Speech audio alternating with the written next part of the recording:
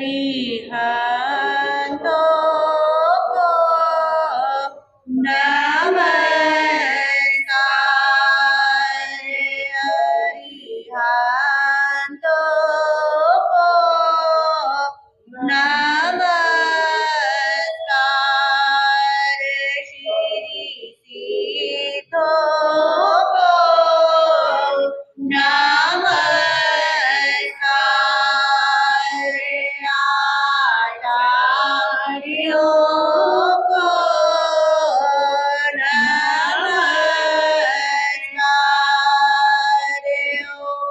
उपाध्यायों को नमस्कार। जग में जितने साधक हैं, जग में जितने साधक हैं, मैं सबको बारे बारे अरिहंतों को नमस्कार। जियत जोड़े जोरान मेरी वंदना। जियत जोड़े जोरान मेरी वंदना। एक बार वंदना, हजार बार वंदना, लाख बार वंदना, करोड़ बार वंदना। जियत जोड़े जोरान मेरी वंदना। अहिंसा के अवतार परम पिता परमात्मा प्रभु महावीर स्वामी को भाववंदन।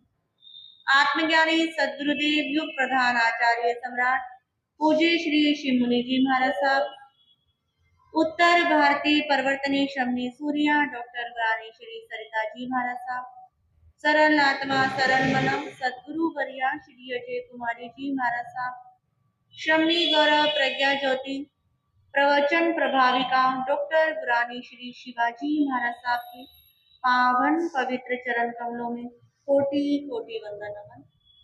आज की प्रातःकालीन प्रवचन सभा खूब भिक्खु दरबार में आप सबका हार्दिक स्वागत है, हार्दिक अभिनंदन है। गुरु कृपा से आपके समक्ष चर्चा चल रही है कि हम वास्तविक सुख को कैसे प्राप्त करें, किस प्रकार शरीर के सुख से ऊपर उठकर आत्मिक सुख की अनुभूति करें। शारीरिक सुख के लिए हमने जिंदगी का हर पन्ना लगा दिया, पर आत्मिक सुख को प्राप्त करने के लिए हमारा अभी तक पुरुषार्थ नहीं हुआ। वो आत्मिक सुख जो हमारे पुराने संतों ने प्राप्त किया, वो आत्मिक सुख जो हमारे तीर्थंकरों ने प्राप्त किया, वो आत्मिक सुख जिस सुख की अनुभूति करके जीव आत्मा नवकार महामंत्र के दूसरे पद में विराजमान हो जाता है। हम सिर्फ शब्दों से कह देते हैं हमें मोक्ष जाना है, मोक्ष हमारा लक्ष्य है। दुनिया के सफर करने के लिए हम पूरी तैयारी करते हैं, परंतु मोक्ष सिर्फ हम शब्दों से कहते हैं। ये मोक्ष जितना हमें कहने में सरल लगता है, उतना पाना भी क्या है, सरल ही है। बस बात उतनी ही है कि ये जो हमारा टांका होता है, ये सिलाई होती है या मन का मोड़ होता है, ये किस तरफ मुड़ जाए। हम अपने महापुरुषों को देखें तो हाथी के ओहदे पर बैठे बैठे भी माँ मरु देवी ने क्या पाया था, केवल ज्ञान हो गया तो क्या है, मोक्ष पक्का है। नाचते नाचते भी क्या हुआ है, केवल ज्ञान हुआ है। पत्नी का श्रृंगार करते करते भी क्या हुआ है, रतिसार को केवल ज्ञान हुआ है। तो खाते खाते भी केवल ज्ञान हुआ है, लड्डू चूरते चूरते भी क्या हुआ है, केवल ज्ञान हुआ है। तो भगवान ने तो किसी भी क्रिया को क्या नहीं बताया, बाधा नहीं बताया कि तुम ये कर रहे हो, ऐसा कर रहे हो तो तुम मोक्ष की राह पर नहीं चल सकते। प्रत्येक साधक हर स्थिति के अंदर उस केवल तत्व को क्या कर सकता है, प्राप्त कर सकता है, जिसका नाम ही क्या है, केवल। केवल यानी कि ओनली। ओनली क्या चीज, ओनली मी, जहां पर सिर्फ हमारा संबंध मेरेपन से हटकर मैं में आ जाता है। मैं ही आत्मा हूँ, मैं शरीर नहीं हूँ। जब साधक ये चिंतन करने लग जाता है तो वो अपनी मोक्ष की राह के बहुत नजदीक हो जाता है। और जीवन में परिवर्तन कब और किस घड़ी आ जाए, ये भावों की धारा है। 1 मिनट में भाव पूरी तरह खराब भी होते हैं और वही 1 मिनट में भाव शुद्ध भी होते हैं। कभी मन करता है घूमे फिरे, कभी मन करता है क्या करें, समाहित कर ले, प्रवचन सुन ले, मन संतों के दर्शन कर ले। ये मन ही है जो हमें क्या करता रहता है, भटकाता रहता है। और इसी के साथ हम भी क्या होते रहते हैं, हमारा खुद का अपना कोई क्या नहीं होता, डिसीजन नहीं होता। मन ने कहा है तो खाना खा लेंगे, मन ने कहा है तो सो जाएंगे, मन ने कहा है तो किसी से बात कर लेंगे, मन ने कहा है तो हम खुश हो जाएंगे, मन ने कह दिया तो हम क्या हो जाएंगे, नाराज हो जाएंगे। हम तो इस मन की कठपुतली बनकर क्या हो गए हैं, रह गए हैं। ये मन सिर्फ हमारे साथ ही नहीं लगा हुआ, हर किसी के साथ क्या है, जितने भी संगी जीव है सबके साथ। हमारे तीर्थंकर परमात्मा के साथ भी तो क्या लगा हुआ था, ये मन लगा हुआ था। और उन्होंने इस मन के ऊपर क्या प्राप्त करी है, विजय प्राप्त करी, और वो सिद्ध बुद्ध और मुक्त हो गए। उन्होंने आत्मिक सुख को क्या कर लिया, प्राप्त कर लिया। आज लोग कह देते हैं कि पंचम काल है, कुछ होने वाला नहीं है, दुख ही दुख मिलने वाला है, इससे अच्छा क्या है, जिंदगी जैसे चल रही है चलती रहेगी। पर ये कोई निश्चित नहीं है। आज के समय में भी कितने कितने महान साधक हैं, कितने महान साधिकाएं हैं। हम जितने व्यक्ति धर्म से दूर है उससे डबल व्यक्ति धर्म में लगे हुए हैं, जिनको आज भी आत्म तत्व की क्या होती है, अनुभूति होती है। यदि आत्मा नाम की कोई वस्तु नहीं होती तो इतने व्यक्ति पागल नहीं है जो उस सुख की प्राप्ति की खोज में क्या बढ़ते, आगे बढ़ते। तो उसके लिए हम चर्चा कर रहे थे कि हमें कुछ वाक्यों के ऊपर चर्चा करनी पड़ेगी, कुछ सोचना होगा, कुछ अपने चारों तरफ एक एटमॉस्फेयर क्रिएट करना होगा, तभी हम मोक्ष की राह पर आत्मिक सुख की प्राप्ति कर सकते हैं। जैसे खाना बनाने के लिए क्या चाहिए, सामग्री चाहिए। जैसे चाय बनानी हो तो चाय पत्ती भी चाहिए, चीनी भी चाहिए, दूध भी चाहिए, पानी भी चाहिए। और इतना सब कुछ होने के बाद यदि गैस नहीं होगी, अग्नि नहीं होगी तो क्या चाय बन सकती है, नहीं बन सकती। तो मुख्य तत्व क्या होता है, गैस ही है। उसी प्रकार ये जितना जो कुछ भी हो रहा है उसमें मुख्य तत्व क्या है, हमारी एक आत्मा है। आत्मा छोटों के अंदर भी है और बड़ों के अंदर। इस हर जीव के अंदर जो भी क्रिया कर रहे हैं उनके अंदर आत्म तत्व क्या है, विराजमान है। उसके लिए प्रभु ने कहा कि सबसे पहले आप क्या भाव लेकर आओ, आई एम सॉरी, कि कोई भी गलती हो गई तो मैं दूसरों से क्या मांगता हूँ, क्षमा मांगता हूँ। फिर दूसरी बात क्या कही थी, प्लीज फॉरगिव मी, कि कृपया करके मुझे क्या कर दो, माफ कर दो। यानी कि यहाँ पर पहले तो एक फॉर्मेलिटी, आई एम सॉरी, फिर ये बात जब अंदर से निकलती है तो यानी कि व्यक्ति चाहता है कि मैं वाकई में इस पाप से क्या होना चाहता हूँ, मुक्त होना चाहता हूँ। फिर तीसरा कौन सा था? Thank you. कि जो कुछ भी हमारे साथ हो रहा है, जो कुछ भी हमारी मदद कर रहे हैं, जो कुछ भी घट रहा है, उसके लिए हमें धन्यवाद देना है। फिर कल कौन सी चर्चा करी थी? आई लव यू बोलना है, यानी कि मैं तुमसे क्या करता हूँ, प्रेम करता हूँ। जैसे मुझे अपनी आत्मा से प्रेम है, वैसे ही सब जीवों के साथ हमें क्या रखना है, प्रेम रखना है। तो चार ये क्या हो गई हैं, बातें हो गई हैं। अब पांचवी बात आचार्य फरमाते हैं, हमें कहना है please forgive me my self. क्या कहा? Please forgive me my self. जब हम छोटे थे, आपने भी पढ़ा होगा कि स्कूल के अंदर फर्स्ट सेकंड के अंदर माई सेल्फ की ऐसे लिखवाया जाता था। उसके अंदर हम अपना क्या देते हैं, परिचय देते थे कि माई नेम इज जैस, माई इस क्लास में मैं इतने साल का हूँ। तो ऐसे ऐसे करके हम अपना ही क्या लिखते थे, परिचय लिखते थे माई सेल्फ के रूप में।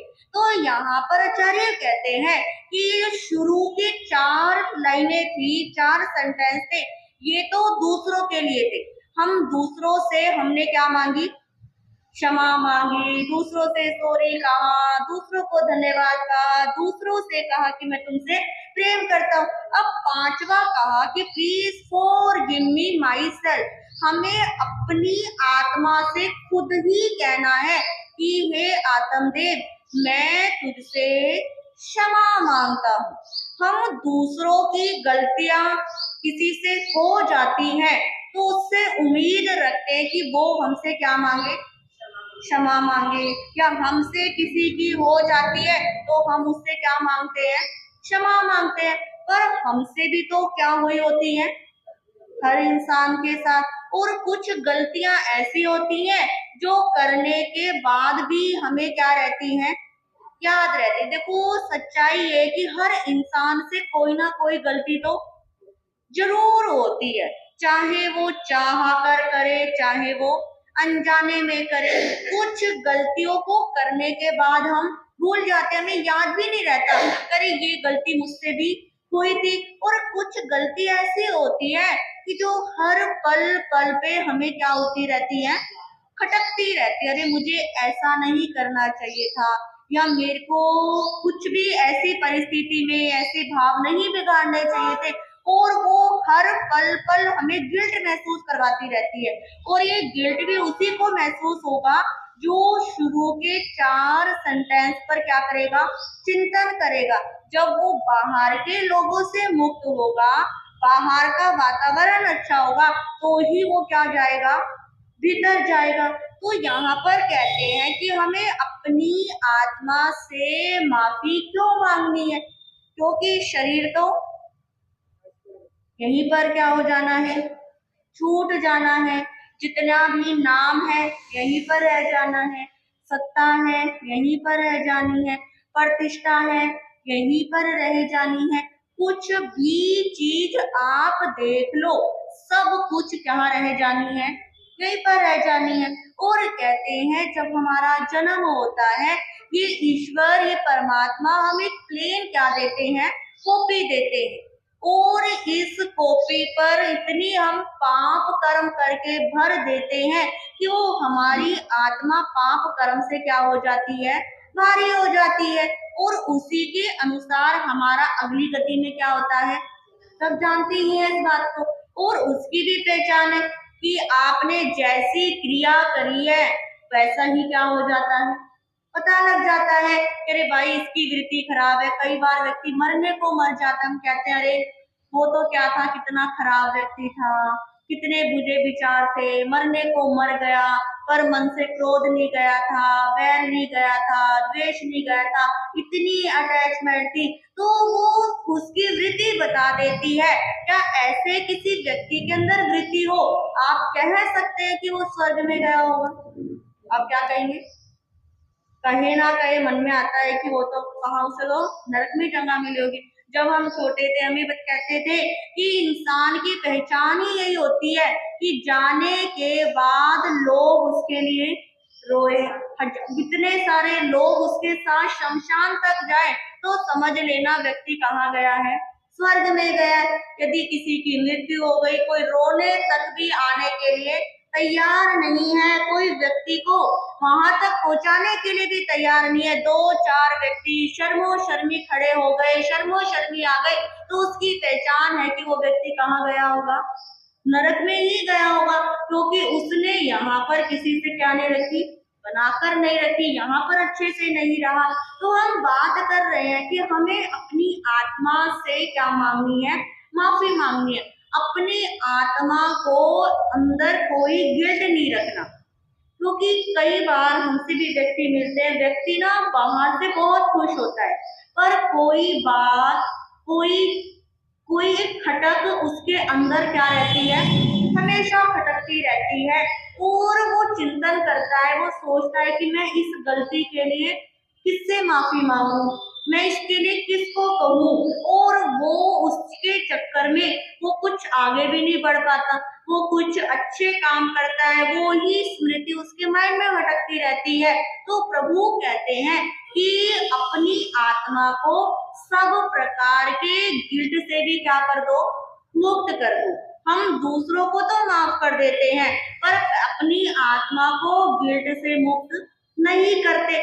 यदि क्या होता है कि गलती हो भी जाती है, अरे हो गई तो क्या फर्क पड़ता है, उसके ऊपर वापिस से पर्दे डालते रहते हैं, और वो गिल्ट बिचारी नीचे क्या हो जाती है, दब जाती है, जिसके कारण जो कुछ बाहर ऊपरी हुआ वो तो यहीं पर क्लियर हो जाएगा, परंतु जो अंदर आत्मा से गांठ बन गई, वो गांठ ही हमारे साथ अगले जन्म में जाती है। तो उस गिल्ट को हम कैसे दूर करें, उसके लिए कहते हैं हमें प्रायश्चित का क्या लेना होगा, सहारा लेना होगा। दो शब्द आते हैं, प्रायश्चित और एक आलोचना। आलोचना तो हम क्या कर सकते हैं, दूसरों की जैसे बुराई कह सकते हैं, आलोचना, परंतु जो प्रायश्चित होता है वो किसके लिए होता है, हमारे अपने लिए होता है। प्रभु कहते हैं यदि आपको अपनी आत्मा को अपने किए हुए कर्म से हल्का करना है, उसे माफी मांगनी है, तो हमें प्रायश्चित का सहारा लेना होगा। और कई बार कुछ व्यक्ति कहते हैं कि प्रायश्चित कैसे लें, किसे कहें, कोई व्यक्तियों को मिलता भी नहीं है कि जो कि प्रायश्चित अपनी गलती हर किसी के आगे स्वीकार भी नहीं की जा सकती, और स्वीकार करने के लिए जिसके आगे स्वीकार कर रहे हो उसके अंदर भी क्या होनी चाहिए, पात्रता होनी चाहिए। प्रभु कहते हैं कि सबसे पहली बात तो जो भी आपसे गलती हुई है उसके लिए आप अपने गुरु से क्या मांग सकते हैं, उस चीज को कह सकते हैं कि गुरुदेव मुझसे ये क्या हो गई है, गलती हो गई है, और आपको जो कुछ भी लगे मुझे इसका क्या दे दो, प्रायश्चित दे दो, और मैं उस गिल्ट से मुक्त होना चाहता हूँ। दूसरा कहते हैं कई बार संयोग ऐसा होता है कि कोई गुरु भी आपको नजर नहीं आ रहा, किससे हम बात करें, उसके लिए कहते हैं आप एक कॉपी पेन लो, आपका जो भी गिल्ट है उसको कागज पे क्या कर दो, लिख दो, और लिखने के बाद उसके इतने बारीक बारीक टुकड़े करो, किसी पौधे में दबा दो या खुले आकाश में क्या कर दो, उसको फैला दो, इतने बारीक करो कि दोबारा से कोई उन्हें जोड़ भी नहीं सके, और देव गुरु धर्म की साक्षी से कहो कि मैं इस गिल्ट की बार बार क्या मांगता हूँ, क्षमा मांगता हूँ। फिर तीसरा कहते कई बार कुछ व्यक्ति कलम से क्या होते हैं, डरते हैं, लिख भी नहीं पाते हैं, लिखते साथ ही उनके इमोशंस क्या आ जाते हैं, आगे आ जाते हैं। उसके लिए कहते हैं आप किसी ऐसे खुले स्थान पर क्या हो जाओ, चले जाओ, जहां सिर्फ आप हो और आकाश हो, वहां आकाश को देखते हुए अब देव गुरु धर्म की साक्षी से ऐसा मानो कि जैसे आपके सामने आपके गुरुदेव बैठे हैं, और अपने मन की बात खुले आकाश में कह दो, अपनी सारी माफी मांग लो। ऐसा करने से भी आप पाप कर्म से क्या हो सकते हैं, मुक्त हो सकते हैं। ये जो पांचवा सेंटेंस है ये हमारे जीवन के लिए एक माइलस्टोन बन सकता है, क्योंकि शुरू के चार तो क्या है, बहुत आसान है, परंतु पांचवा, पहली बात तो हम अपनी गलतियों को ही क्या हो गए हैं, भूल गए हैं। सबको लगता है कि अरे हमसे तो क्या नहीं हुई है, कोई भी गलती नहीं हुई है, हम उसको एक्सेप्ट ही नहीं करते हैं। पर प्रभु कहते हैं कि जीवन के हर क्षेत्र में हर व्यक्ति से कोई ना कोई क्या होती है, गलती होती है। तो अपनी आत्मा को इस गिल्ट में नहीं रखना है। जब हमारी आत्मा इस गिल्ट में रहती है तो वो आगे की ओर प्रस्थान नहीं कर सकती, क्योंकि शरीर तो इससे क्या हो जाएगा, मुक्त हो जाएगा। परंतु भोगना किसे पड़ता है, आत्मा को पड़ता है। कष्ट कौन पाती है, ये आत्मा पाती है। आज इस रूप में है और कल क्या होगी, इस रूप में होगी। तो ज्ञानी यही कहते हैं कि अपनी आत्मा को गिल्ट से क्या कर दो, मुक्त कर दो। रोज शाम को, रात को सोने से पहले ये 5 सेंटेंस आप क्या कर सकते हैं, रिवाइज कर सकते हैं, एक एक के ऊपर चिंतन कर सकते हैं। नहीं तो 5वां sentence, please forgive me myself, कि हे आत्मदेव मैं तुझसे क्या मांगता हूँ, क्षमा मांगता हूँ। तुझे मेरे कारण ये सब कुछ भोगना पड़ रहा है, तुझे मेरे कारण ये सब कुछ कर्म सहने पड़ रहे हैं, मेरे कारण तुझे जन्म और मरण करना पड़ रहा है। तेरा स्वभाव तो क्या है, ऊर्ध्व गमन करना है, और मैं कहाँ जा रहा हूँ, नीचे की ओर जा रहा हूँ। तेरा स्वभाव तो हल्का होना है, मैं तो दिन प्रतिदिन क्या होता जा रहा हूँ, भारी होता जा रहा हूँ। जब हम अपनी आत्मा से बात करने लग जाएंगे तो हमारे भीतर एक अंदर अलग सी ही क्या आ जाएगी, ऊर्जा आ जाएगी। दुनिया से बात करने के लिए हम तरसते हैं, हम अपना टाइम बिता देते हैं, परंतु अपनी आत्मा से हम क्या नहीं करते, बात नहीं करते। ये आत्मा से बात करके जो भी कोई गलतियां होती है उनकी आत्मा से माफी हमें क्या करनी चाहिए, मांगनी चाहिए। एक मोबाइल होता है, मोबाइल के अंदर भी जब बहुत सारी फोटो हो जाती है, वीडियो हो जाती है, तो उसका भी स्टोरेज क्या हो जाता है, फुल हो जाता है। मोबाइल क्या कहता है, अब थोड़ा सा डाटा क्या करना पड़ेगा, आपको डिलीट करना होगा। अब जब हम उस डाटे को डिलीट कर देते हैं तो फोन में थोड़ा सा क्या हो जाता है, स्पेस हो जाता है, उसकी स्पीड बढ़ जाती है। ऐसा लगता है कि अब इसके अंदर और क्या आ सकता है, मैटर आ सकता है। पहले जमाने में थोड़े साल पहले मेमोरी कार्ड चलते थे कि मोबाइल का स्टोरेज अलग और मेमोरी, लोगों के वो मेमोरी कार्ड भी क्या हो जाते थे, भर जाते थे, और फिर उन मेमोरी कार्ड को भी क्या करा जाता, खाली करा जाता। तो देखिए ये मोबाइल के अंदर जो मेमोरी होती है वो भी क्या हो जाती है, एक समय के बाद भर जाती है, और उसको भी क्या करना पड़ता है, खाली करना पड़ता है। उसी प्रकार हमारी आत्मा के अंदर भी हमने क्या भर रखा है, डाटा भर रखा है, मेमोरीज भर रखी है। वो मेमोरीज अच्छी कम है और बुरी क्या है, ज्यादा है, जिसके कारण इस आत्मा का स्टोरेज फुल होता चला जाता है और हमें आत्मा की आवाज तक सुनाई नहीं देती। हम भूल जाते हैं कि किसके बलबूते के कारण, किसके कारण हम ये सब कुछ कर रहे हैं। अगर ये ही नहीं होती तो हमारा कोई वजूद नहीं होता, हम कुछ भी नहीं होते। सबसे ज्यादा यदि हमारे ऊपर उपकार है तो किसका है, हमारी आत्मा का ही है। उसके बाद हमारे शरीर का है, उसके बाद शरीर के सहयोगी तत्वों का है, सहयोगी व्यक्तियों का है, संबंधों का है, समान का है। तो हमें हर पल थोड़ा थोड़ा क्या रहना है, सचेत रहना है, जागरूक रहना है, चिंतन करना है। ये कोई याद करने की चीज नहीं है। सिर्फ एक बार जिस दिमाग में सेट हो गया कि ये चीज मुझे करनी है, हम स्वतः अपने आप क्या हो जाएंगे, हल्के हो जाएंगे और उसका प्रभाव हमारे जीवन में क्या होगा, दिखाई देगा। आज की दुनिया में सब कुछ बहुत आसान हो गया है, सब कुछ इंसान की मुट्ठी में हो गया है, पर जितना सब कुछ आसान हो गया है उतने हम इस आत्म तत्व से क्या हो गए हैं, दूर हो गए हैं। कोई ख्याल ही नहीं आता, कोई पूछते ही नहीं है। जितना हम इससे प्रेम करेंगे, जितना इससे हम जुड़े हुए रहेंगे, उतने अधिक शीघ्र हम मोक्ष की ओर क्या करेंगे, प्रस्थान करेंगे। ये मोक्ष कहने से नहीं मिलेगा, सिर्फ क्या करना होगा, चिंतन करना होगा। चिंतन के स्वर हमें भीतर लाने होंगे और कभी ना कभी तो क्या करने होंगे, लाने होंगे ही होंगे।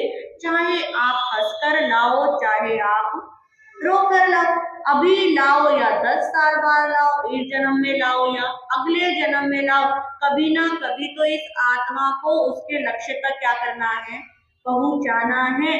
कब तक दुनिया को रिझाते रहेंगे, कब तक मनोरंजन करते रहेंगे, अपनी आत्मा का भी हमें क्या करना है, रंजन करना है।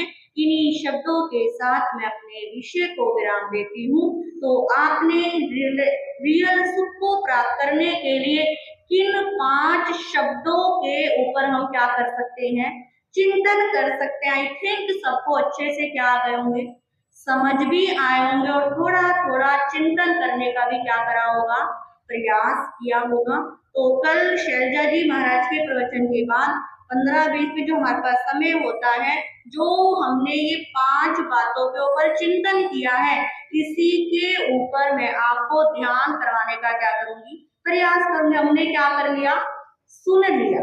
अब सुनकर ये संस्कार हमारे क्या चले गए, भीतर चले गए। पर कैसे और अधिक हम अपनी आत्मा के नजदीक पहुंच सकते हैं, कैसे उस आत्म सुख की अनुभूति कर सकते हैं। आज आपने बाहर के कानों से सुना, कल हम अपने अंदर के नेत्रों से अपनी आत्मा तक पहुंचने का क्या करेंगे, प्रयास करेंगे। तो सभी को कल हम शैलजा जी महाराज के प्रवचन के बाद ध्यान करवाने का प्रयास करेंगे। तो सभी आना और